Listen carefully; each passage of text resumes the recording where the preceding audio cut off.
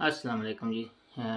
मेरी तरफ सब दा वाम वेलकम। एक और भाई ਦਾ ਸਵਾਲ ਸੀ ਕਿ ਜਦੋਂ ਕੋਈ ਵੀ ਬੰਦਾ ਸਪੇਨ ਦੇ ਵਿੱਚ ਪੇਪਰ ਲੈਂਦਾ ਹੈ ਤੇ ਉਹਨੂੰ 1 ਸਾਲ ਦਾ ਕਾਰਡ ਮਿਲਦਾ ਹੈ। ਉਹ 1 ਸਾਲ ਦਾ ਕਾਰਡ ਇਸ ਬੇਸ ਤੇ ਮਿਲਦਾ ਹੈ ਕਿ ਫਲਾਣ ਜਗ੍ਹਾ ਤੋਂ ਕੰਮ ਦਾ ਕੰਟਰੈਕਟ ਮਿਲਿਆ ਔਰ ਉਸ ਕੰਮ ਦੇ ਕੰਟਰੈਕਟ ਦੇ ਬੇਸ ਤੇ ਉਸਨੇ ਪੇਪਰ ਅਪਲਾਈ ਕੀਤੇ ਸੀ। ਜਿਹੜੇ ਉਸ ਤੋਂ ਪੇਪਰ ਮਿਲ ਗਏ ਸੀ, ਇਸ ਤੋਂ ਬਾਅਦ ਮਾਲਿਕ ਬਾਉਂਡ ਹੁੰਦਾ ਹੈ ਕਿ ਉਸ ਦਾ ਕੰਟਰੈਕਟ ਚਲਾਏ, ਯਾਨੀ ਕਿ ਸਪੈਨਿਸ਼ ਜ਼ਬਾਨ 'ਚ ਕਿਹਾ ਜਾਂਦਾ ਕਿ ਉਸ ਦਾ ਆਲਤਾ करे। कार्ड रिन्यू वास्ते मिनिमम 6 महीने का साल के अंदर आलता चाहिए होंगे। थोड़ा मिनिमम 6 महीने 180 दिन थोड़ा आलता होवे और रिन्यूअल के टाइम थोड़ा कंट्रैक्ट चलता होवे। हुण सब तो बड़ा क्वेश्चन है वे कि क्या जिस बंदे ने कंट्रैक्ट दिता है वो कितना चिर काम करना चाहिए। अगर वो किसी तरीके किसी वजह तो बाहा दे दे या काम का कंट्रैक्ट खत्म कर दे महीने 2 महीने बाद, तो पेपर्स का की बनेगा। असल च ये भी एक दो चीज़ भी बन जाती है कि बाद लोग इस तरह करते हैं कि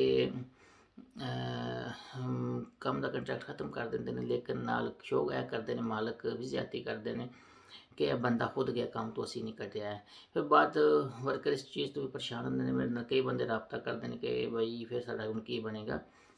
बाकी जो भी है इसका हम परेशान होने नाल इसका कोई हल नहीं निकलता।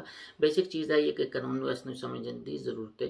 बाद कुछ लोग कुछ एक्सटर्न एरिया भी मसला बनाते हैं, लेकिन है एक मेजॉरिटी अगर तुम मेन कानून नू पूरा उतरे तो थोड़े वास्ते मसला नहीं बनता। हुआ है कि तुम मिनिमम अगर एक जगह से थोड़ा बाखा हो गया, कंट्रैक्ट खत्म कर दिता उसने, तो किसी नवी जगह से जाके अपना कंट्रैक्ट पूरा कर लो है, ठीक हो गया।